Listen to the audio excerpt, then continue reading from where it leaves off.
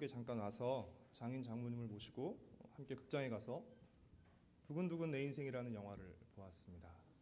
혹시 영화나 원작 소설을 보신 분이 계신지 모르겠습니다. 이 영화는 17살의 나이에 자식을 낳은 어린 부모와 선천성 조루증이라는 희귀병에 걸려 17을 앞두고 80살의 신체 나이가 된, 실제로는 16살이지만 신체 나이는 80살인 것이죠. 아들이 세상에서 가장 늙은 아들의 이야기를 잔잔하면서도 뭉클하게 다루고 있습니다. 17살 어린 나이에 얻은 아이가 선천성 조루증에 걸렸고 그 아이가 17살이 되기 전에 늙어서 죽는다는 이야기입니다. 영화 보는 2시간 내내 웃고 울면서 부모와 가족 그리고 인생과 시간에 대해서 돌아볼 수 있었습니다. 다행히 함께 영화를 본 장인 장모님 그리고 저와 아내, 처제네 부부 그리고 제 2딸도 좋아했는데 유독 10살짜리 남자 조카아이만 영화를 보고 재미없고 지루했다고 했습니다. 가장 큰 이유는 미국에서 태어나고 자랐기 때문에 한국말이 익숙하지 못해서 내용 이해가 기본적으로 좀 힘들었을 것 같고요. 또 다른 이유는 이 조루증에 걸린 16살짜리 소년, 주인공 소년에게 감정이입을 하지 못했기 때문입니다. 남들보다 빨리 늙어가는 이 병에 걸려 죽어가는 16살 소년을 표현하기 위해서 영화에서는 특수분장을 했습니다. 이렇게 주름도 넣고 특수분장을 했는데 조카가 그걸 보고 이 소년은 실제 병에 걸린 게 아니다. 그리고 실제 죽은 것도 아니다. 생각을 하는 것이. 그렇게 생각을 하니까 등장인물의 감정과 행동에 공감하지 못한 것입니다. 스토리를 이해하지 못하고 등장하는 캐릭터의 감정이입을 하지 못하다 보니 영화가 재미있을래야 재미있을 수가 없는 것이죠. 그런데 우리가 성경을 읽을 때도 이와 비슷한 일이 일어나곤 합니다. 똑같이 성경을 읽어도 어떤 분들은 재미있고 은혜롭게 읽지만 또 어떤 분들은 재미없고 지루하게 읽습니다. 이 두 차이를 어떻게 설명할 수 있을까요? 단순히 믿음이 좋고 믿음이 나쁜 이 차이만이라고는 말할 수 없습니다. 성경을 읽어도 재미없고 지루한 이유는 기본적으로 내용을 이해하지 못하기 때문입니다. 지금 무슨 내용이 펼쳐지는지를 모르면 재미나 은혜 뒤따르지가 않습니다. 그리고 성경 속 인물에 대해서 공감과 감정이입을 하지 못하기 때문입니다. 성경 속 인물을 다른 시대, 다른 장소에서 살았던 나와는 다른 사람으로 여기니까 그 사람의 이야기와 나와 별 상관이 없게 되는 것입니다. 너무나 당연한 말이지만 우리가 성경을 읽을 때 기본적으로 성경이 책이라는 사실을 잊어서는 안 됩니다. 살아계신 하나님의 말씀이지만 성경은 기본적으로 책의 형태로 주어졌죠. 그래서 여러분 모든 책이 그러하듯이 우리는 내용을 이해하며 읽어야 됩니다. 많이 읽는 것 너무 중요해요. 하지만 내용을 이해하며 읽으셔야 됩니다. 근데 많이 읽다 보면 내용이 이해가 되는 것이죠. 예전에 어떤 목사님 설교에서 이런 이야기를 들었는데 예전에는 성경이 세로로 쓰여져 있었습니다. 그렇죠? 세로 성경이 있었는데 교회 처음 오신 분이 성경을 읽는데 가로로 읽으시는 거예요. 그분은 왜 그렇게 읽으셨을까요? 성경이 신비한 말로 쓰여있다고 생각한 거예요. 성경이 알아들을 수 없는 하나님의 말씀이긴 한데 우리가 이해하기 힘든 어떤 신비한 언어, 우리가 흔히 말하는 외계어, 성경이 그렇게 쓰였다고 생각을 하신 것입니다. 근데 여러분 절대 성경은 그런 책이 아닙니다. 하나님은 우리가 이해할 수 있는 말로 성경을 주셨습니다. 그래서 하나님의 말씀이라는 믿음을 가지고 성경을 읽을 때 가장 기본적인 자세는 내용을 이해하면서 읽는 것입니다. 그래서 읽으시다가 무슨 내용인지 모르겠으면 메모도 하시고 다시 처음으로 돌아가셔서 무슨 내용인지를 이해하시면서 가셔야 돼요. 그리고 정 모르겠으면 써서 목사님께 여쭤보는 거죠. 제가 수요예배 설교 때 한 장을 다 읽고 또 설명을 하면서 다시 읽는 이유는 여러분이 본문을 다시 보기를 바라는 마음이 있기 때문에 그렇습니다. 똑같은 본문을 읽더라도 그냥 읽는 것과 내용을 이해하고 생각하며 읽는 것과는 엄청나게 다르다는 것을 여러분이 조금이라도 느끼시길 바라는 마음 때문입니다. 성경 속 인물의 감정이입을 하면서 읽는 것과 하면서 내 이야기로 읽는 것과 나와는 상관없는 사람들의 이야기로 읽는 것에는 엄청난 차이가 있습니다. 출애굽기가 총 몇 장까지 있죠? 당황하는 눈빛이 역력하십니다. 출애굽기 40장까지 있는데요. 쉽게 이 출애굽기 40장을 가지고 40부작 드라마를 한번 만들어 본다고 가정해 보겠습니다. 보통 드라마는 언제 끝나죠? 한 편 한 편이 언제 끝나죠? 갈등과 긴장이 극에 달했을 때, 내 이놈들을 이러면서 딱 끝나는 것이죠. 그래야 다음 주에 계속 이어서 드라마를 보기 때문에 그렇습니다. 그렇다면 지난주 수요일 출애굽기 1장, 출애굽기 1부는 어떻게 끝났죠? 줄거리를 간단히 말하면 갈수록 번성하는 이스라엘을 막고 억압하기 위해서 바로가 각종 노역과 학대 정책을 펼칩니다. 그러나 그 모든 정책에도 불구하고 이스라엘 자손들이 계속 번성하자 바로가 마지막 카드를 꺼내죠. 초극단적인 카드. 그게 뭐였죠? 남자아이들이 태어나면 모두 나일강에 던져서 죽이라는 것입니다. 산파를 통해서도 안 되고 일을 더 힘들게 해서 해도 안 되니까 이제 무조건 남자아이 태어나면 무조건 죽이라는 것입니다. 제가 이 드라마의 PD라면 1부의 마지막 장면은 분노하면서 다 죽여! 강문에 던져! 이런 장면으로 딱 마지막 장면을 만들고 싶어요. 그러면서 자막들이 올라가면서 다음 주 예고편이 올라오죠. 그렇죠? 그 명령을 듣고 놀라는 이스라엘 부모들의 얼굴들. 그러면서 아기의 울음소리가 쫙 들리는 것이죠. 그럼 여러분 마음에 어떤 마음이 드시겠습니까? 2부가 보고 싶지 않겠습니까? 그렇죠? 과연 2부에서는 어떤 일이 일어날까? 지금 다 죽이라고 그랬는데 우리가 성경 읽을 때 놓치는 아쉬운 점, 그다음에 잘못된 점 중에 하나는 뭐냐면 궁금해하면서 읽지 않는다는 것이에요. 다 알아요.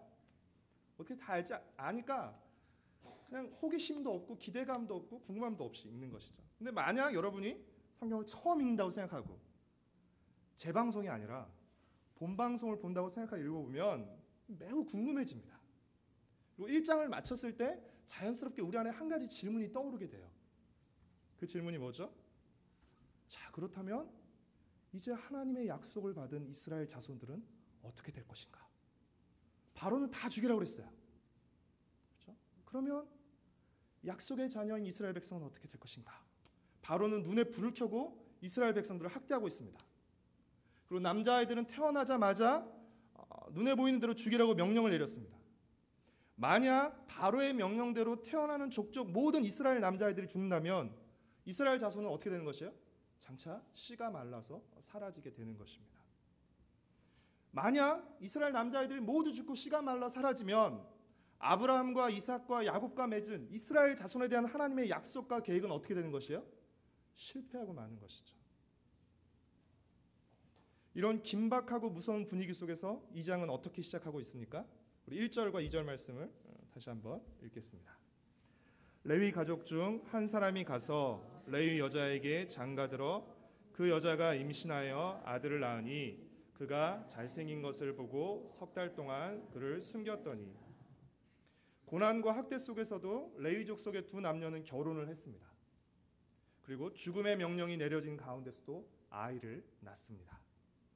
본문에서는 이 레위 부부의 이름을 밝히고 있지는 않지만 출애굽기 6장 20절에서는 이 부부의 이름을 아므람과 요게벳이라고 밝히고 있습니다. 2절에서 아이가 잘생긴 것을 보고 숨겼다라고 표현하고 있는데 여기서 잘생겼다는 것은 단지 아이가 너무 잘생겨서 너무 예뻐서 차마 버릴 수 없다는 것이 아니라 잘생긴 것에 해당하는 히브리어가 토브라는 단어인데요.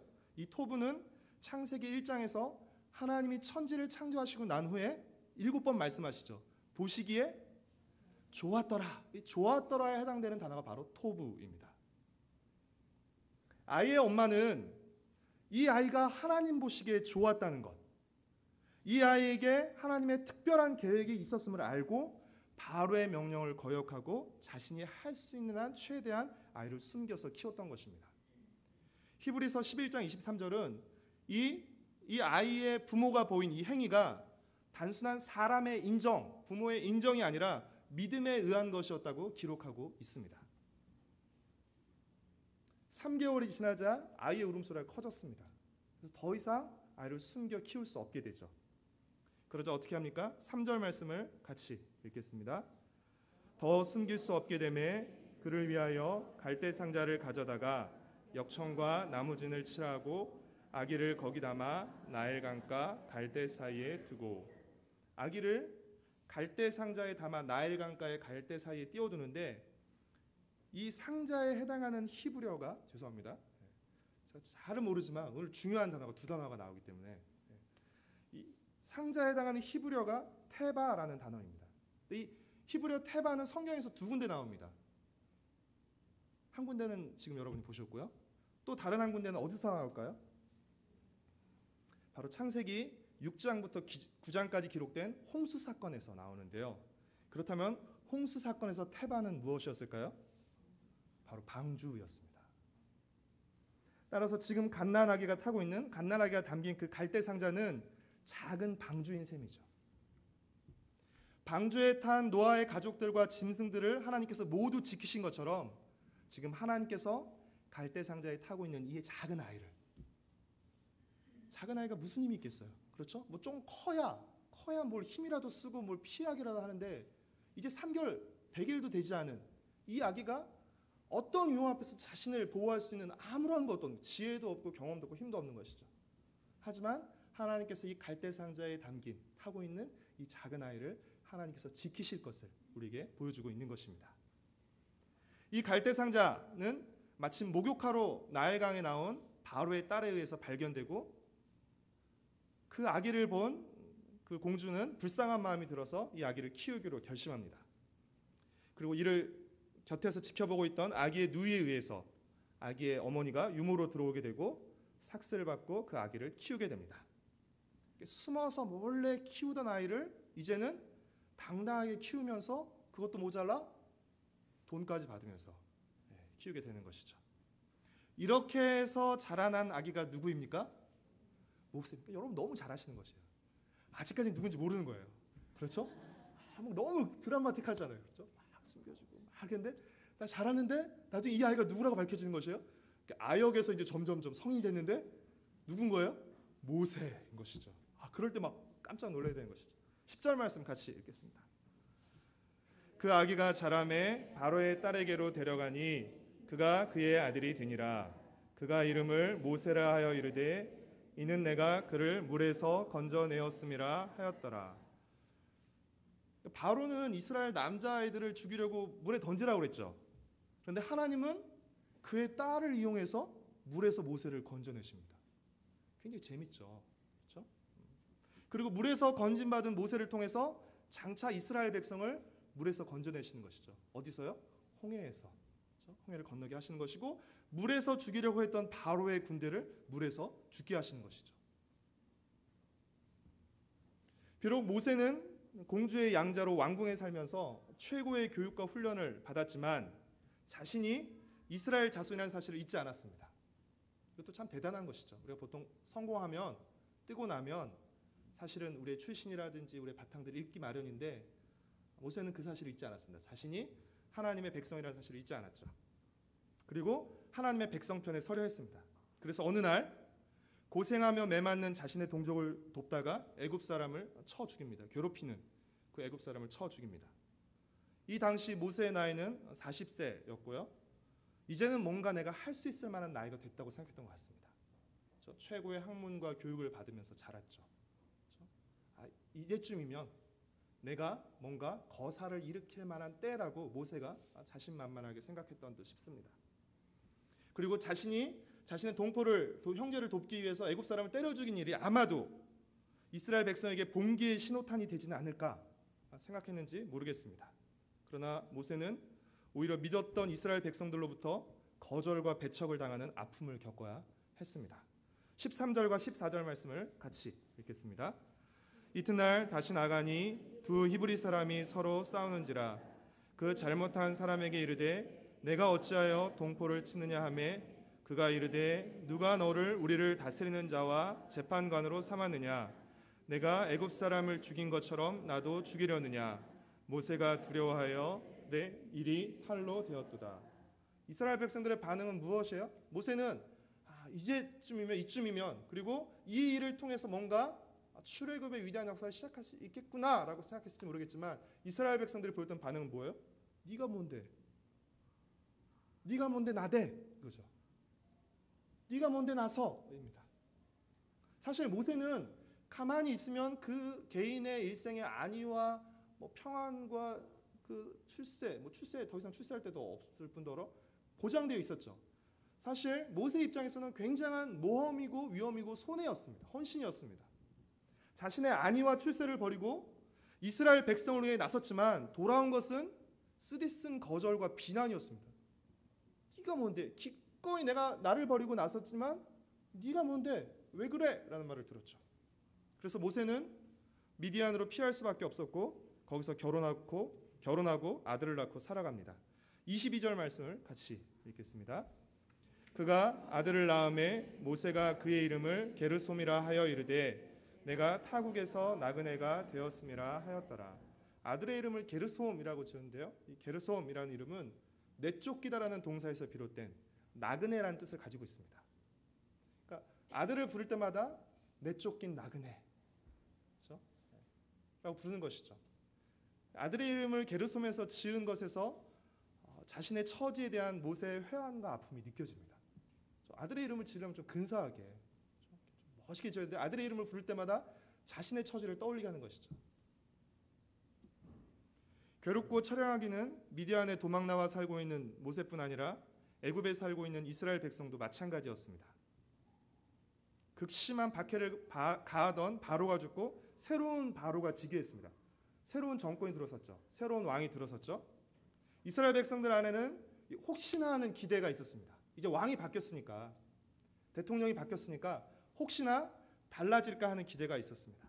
하지만 바로가 바뀌고 난 뒤에도 새로운 바로가 들어섰음에도 불구하고 달라진 것은 하나도 없었습니다.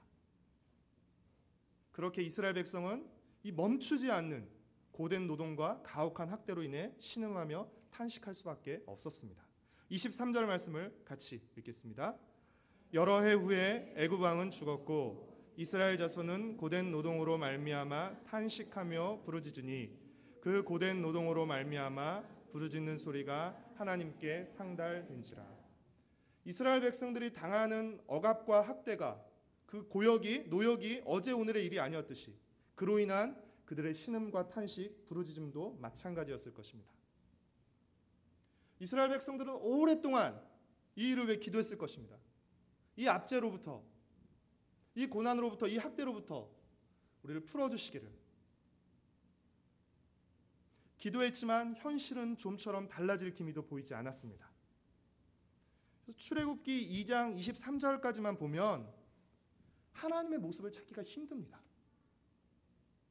그렇죠? 사실 하나님이 마치 숨어 계신 듯이 하나님의 모습을 찾기가 어려워요. 아무런 일도 하시지 않는 것처럼 보입니다. 그렇다면 하나님은 이스라엘 백성들이 당하는 고난과 학대에 눈을 감고 계신 것입니까? 그들의 부르짖음에 귀를 막고 계신 것입니까? 그렇지 않습니다. 하나님은 그들의 부르짖음을 들으시고 고된 노동에 시달리는 그들의 모습을 보셨습니다. 하나님은 그들을 잊지 않고 계셨고 그들의 처지를 살피고 계셨습니다. 24절과 25절 말씀을 같이 읽겠습니다. 하나님이 그들의 고통 소리를 들으시고 하나님이 아브라함과 이삭과 야곱에게 세운 그의 언약을 기억하사 하나님이 이스라엘 자손을 돌보셨고 하나님이 그들을 기억하셨더라. 하나님이 보셨고 들으셨고 기억하셨다. 이렇게 한번 설명해 보겠습니다. 아이가 학교에 다녀왔는데 집에 엄마가 보이지 않습니다. 하지만 엄마가 집안은 깨끗하게 청소되어 있고 건조대에 있는 빨래가 널려 있고 식탁에는 간식이 차려져 있습니다. 비록 지금 당장 아이의 눈에 엄마는 보이지 않다고 해서 엄마의 존재가 없는 것입니까? 그렇지 않죠. 지금 당장 엄마는 보이지 않아도 집안 곳곳에 배어있는 엄마의 손길들은 엄마가 있었음을, 엄마의 존재를 증명하는 것입니다. 출애굽기 2장도 마찬가지입니다. 출애굽기 1장과 2장에서 눈에 보이는 겉으로 드러나는 하나님의 모습은 찾기 어렵습니다. 그러나 우리는 모세의 출생과 구원 그리고 그의 성장과 도망, 연단의 과정 속에서 우리는 무엇을 발견할 수 있습니까? 하나님의 손길을 발견할 수 있습니다. 하나님이 겉으로 나서서 막 모세를 막 이렇게 보호하시고 이렇게 다 무찌르고 이런 장면은 나타나지 않아요. 하지만 왕의 명령보다 하나님을 더 경외함으로 모세를 버리지 않고 3개월간 숨겨 키운 모세의 부모를 통해서, 갈대 상자에 담은 동생을 곁에서 지켜보던 누이 미리암을 통해서, 또 우연히 목욕하러 왔다가 모세를 양자 삼은 바로의 딸을 통해서 하나님께서 일하고 계심을 보여주고 계신 것입니다. 모세는 40세에 하나님을 위해 그리고 민족을 위해 자신만만하게 나섰지만 실패했습니다. 모세 개인의 입장에서는 실패한 것입니다. 하지만 하나님은 이 실패를 통해서 모세를 진정한 출애굽의 지도자로 준비시키시는 것입니다. 하나님은 이스라엘 자손들의 탄식과 부르짖음을 들으시고 그들의 처지를 헤아리시며 이들을 애굽에서 건져내기 위한 거대한 출애굽 프로젝트를 차근차근 진행하고 계셨던 것입니다. 지금 당장 눈에는 뭔가 이렇게 강한, 뭔가 뚜렷한 움직임이 보이지 않지만 하나님께서 숨은 손길을 통해서 이 거대한 출애굽의 프로젝트를 차근차근 진행시키고 계셨던 것입니다. 사랑하는 성도 여러분, 우리는 좋은 결과를 얻을 때, 우리가 바라던 결과를 얻을 때, 예를 들어서 시험에 합격하거나 취직하게 되면 어떤 고백을 하죠? 하나님이 함께 하셨고 하나님이 도우셨습니다. 맞습니다. 우리에게 필요한 감사의 고백이죠. 그런데 만약 시험에 떨어지거나 취직에 실패한다면 하나님이 함께 하시지 않고 하나님이 도우시지 않은 것입니까? 이것은 감사할 일이 마땅합니다. 그렇죠? 합격한 것이요. 합격한 것은 감사할 일이 마땅하지만 그렇다면 합격하지 못했다면 하나님이 함께 계시지 않은 것이에요? 하나님이 돕지 않으신 것입니까? 그렇지 않습니다. 우리가 원치 않는 결과와 상황에서도 하나님은 우리와 함께 계시고 우리를 위해 일을 하고 계십니다. 바로의 잔인하고 극악무도한 폭정 속에서도 하나님은 믿음의 여인들을 통해서 모세가 태어나고 자라나게 하십니다. 바로와 맞서 싸우는 사람들이 무슨 이렇게 막 근육맨들이나 이렇게 대단한 용사들이 아니에요. 이 절대 권력 앞에서 이름 없는 믿음의 여인들이 맞서서 싸우고 있어요. 그들을 통해서 하나님이 일을 하고 계신 것입니다. 우리 같으면 당장 뒤집어 엎고, 그렇죠? 그냥 당장 들어서 뚝딱 옮기면 그게 제일 쉽고 제일 바라는 바이겠지만 하나님 그렇게 일을 하시지 않으시죠. 모세의 계획이 실패하고 미디안으로 도망갔을 때에도 하나님은 일하고 계셨습니다. 모세가 미디안으로 도망가서 40년의 시간을 보내죠. 우리는 모세니까 40년 동안 기도하고 묵상하고 이랬을 거라고 생각하시나요?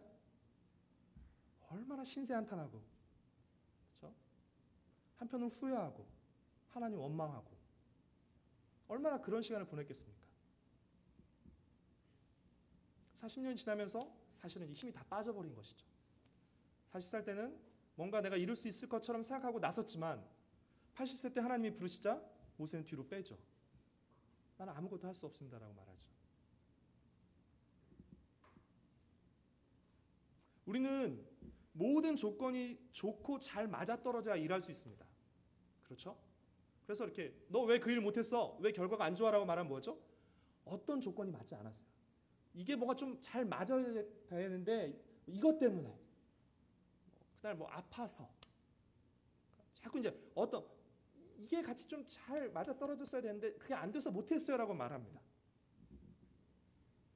그러나 하나님은 어떤 조건에서도 일하실 수 있습니다. 우리는 모든 조건이 내가 원하는 대로 착착착 돼야만 그 일이 이루어져요. 하지만 하나님은 어떤 조건 속에서도 일하실 수 있습니다. 하나님 위대하신 분이시기 때문에 그렇습니다.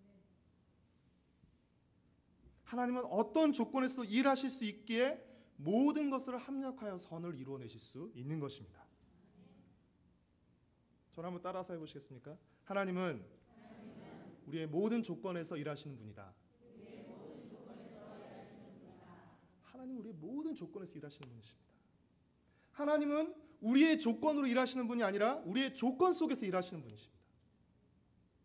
무슨 이해가 되시나요? 내가 어떤 조건을 갖춰야만 하나님이 그 일을 하실 수 있는 거 아니에요. 그 조건 때문에 우리를 쓰시는 것이 아닙니다.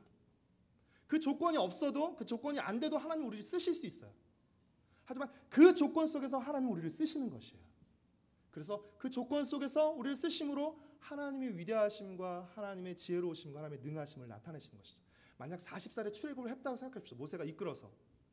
그러면 모세는 출애굽을 할 때마다 누구의 공로를, 누구 때문에 출애굽했다고 생각할까요? 자신의 뛰어난 지도력이라고 말하겠죠. 하지만 그가 나는 더 이상 할 수 없습니다라고 말했을 때, 그리고 출애굽하고 난 뒤에는 뭐라고 말할 수밖에 없어요? 하나님이 나를 사용하셨다라고. 그래서 처음에 갈 때 지팡이, 하나님께서 그 모세가 들고 있던 지팡이를 가지고 기적을 보이시고 내가 너를 그 지팡이처럼 사용하겠다라고 말씀하시는 것이죠. 그러니까 지팡이에 불과한 나지만 하나님의 손에 들림으로써 하나님의 역사에 쓰임 받게 된 그 고백을 하게 하는 것이죠. 사랑하는 성도 여러분, 힘들고 어려운 현실이 지속되고 좀처럼 바뀔 기미가 조금도 보이지 않더라도, 또한 우리가 하나님을 위해 세운 계획과 그 일들이 실패하더라도, 우리의 그토록 오랜 간절한 기도와 부르짖음이 아직 응답되지 않더라도 결코 하나님은 부재하시거나 우리를 외면하시는 것이 아닙니다. 우리는 우리의 고난과 실패를 당하면 즉각적으로 뭘 떠올려요? 하나님이 안 계시다, 하나님이 나를 외면하셨다, 나를 버리셨다를 떠올립니다. 그렇지 않습니다. 비록 지금 당장 우리 눈에 일하시는 하나님의 모습이 뚜렷하게 보이지 않는다 하더라도 하나님은 지금 우리가 처한 모든 조건 속에서 은밀히 그리고 차근차근히 일을 하고 계십니다. 하나님의 일하심은 꼭 홍해가 갈라지는 초자연적인 그 기적을 통해서만 나타나는 것이 아닙니다. 그냥 우리의 평범한 일상 속에서 일어나는 그냥 우연과 마침의 그 일들 속에서도 하나님은 일하시는 것이에요. 갈대산자를 펴는데 마침 바로의 딸이 목욕하러 왔어요. 날강에 떠다니는 아이 한두 명 봤겠어요? 근데 마침 그 아이를 보고 싶은 것이죠. 뚜껑을 열어서 봤는데 어떻게 해요? 마침 불쌍한 마음이 드는 것이죠. 그러니까 믿지 않는 사람들은 뭐 우연히 재수 좋게라고 하지만 하나님은 그냥 우리의 평범한 일상 속에서 믿지 않는 사람들이 보면 재수의 연속이라고 생각하는, 그렇죠? 그런 상황, 그런 것을 통해서도 하나님은 일을 하신다는 것입니다. 우리의 평범한 일상 속에서 드러나지 않은 숨은 손길로 일하시는 것입니다. 예전에 중고등학교 때 배웠던 시 중에, 몇 안 되는 시 중에 이상화 시인의 빼앗긴 들에도 봄은 오는가 하는 제목의 시가 있었습니다. 내용은 생각 안 나지만 제목은 생각나시죠? 빼앗긴 들에도 봄은 오나요? 네, 옵니다. 겨울이 아무리 춥고 길어도 봄은 옵니다. 숨막힐 것 같은 바로의 압제와 학대 속에서도 이스라엘 자손을 향한 하나님의 약속은 이루어질까요? 네, 이루어집니다. 아무리 바로가 모세의 출생을 막으려고 했지만 모세가 태어난 것처럼 말입니다. 아무리 헤롯이 아기 예수님을 죽이려 했지만 아기 예수님을 죽이려 했던 그의 계획이 실패하고 마침내 예수님이 약속을 이루시기에 십자가에서 죽으셨던 것처럼 말입니다. 마침내 하나님의 약속은 이루어집니다. 아무리 혹독한 겨울과 학대 속에 있다 할지라도 하나님의 약속은 성취되고 봄은 옵니다. 우리는 하나님의 이루어진 약속과 이루어질 약속 사이에 살고 있습니다. 우리의 순종과 불순종의 여부에 상관없이 하나님의 약속은 틀림없이 그리고 정확하게 이루어질 것입니다. 그리고 그 속에, 그 과정 속에 반드시 우리의 고난과 실패가 존재합니다. 고난과 실패 없이 뭔가 되려는 것들은 사실은 하나님 뜻이 아닙니다. 사단도 예수님을 유혹할 때, 광야에서 유혹할 때 뭐라고 말하죠? 십자가를 통한 영광이 아니라 어떻게 해요? 뛰어내림으로써, 사단에게 절함으로써 그 영광을 쉽게 차지하라고 말하는 것이죠. 고난 없이는 영광이 없는 것입니다. 예수님도 그러셨는데 하물며 예수님을 따르는 우리 어떻겠습니까? 고난과 실패가 존재하고요, 그 속에서 그 약속의 성취가 우리의 힘과 성실함으로 이루어지는 것이 아니라 하나님의 은혜와 신실함으로 이루어지는 사실을 깨닫게 되는 것입니다. 사랑하는 성도 여러분, 하나님은 우리를 잊지 않고 계십니다. 세상 사람들은 다 나를 잊어도, 다 나를 몰라줘도 하나님은 잊지 않고 기억하고 계십니다. 하나님 우리의 작은 신음소리에 귀 기울이시고 우리의 작은 몸짓에 반응하십니다. 하나님은 우리의 형편과 처지를 아시고 우리를 굽어 살피십니다. 그 굽어 살피심 없이 오늘의 내가 있을 수 있을까요? 그러니 그 하나님께 나아가 우리의 형편과 사정과 속마음을 정직하게 아뢰십시오. 그리고 우리의 모든 조건 속에서 일하시는 크신 하나님을 신뢰하며 더욱 굳세게 하나님을 의지하십시오. 여러분이 지금 처한 조건과 상황 속에서 믿음으로 사십시오. 여러분의 그 평범한 일상을 소중히 여기면서 그 속에서 하나님의 뜻을 행하십시오. 나를 돌보시고 인도하시는 보이지 않는 하나님의 손길을 붙잡고 하나님의 뜻을 행하는 보이는 하나님의 손길로 살아가는 저와 여러분, 그리고 우리 가정과 세대로교회 공동체가 되기를 간절히 소망하고 축복합니다.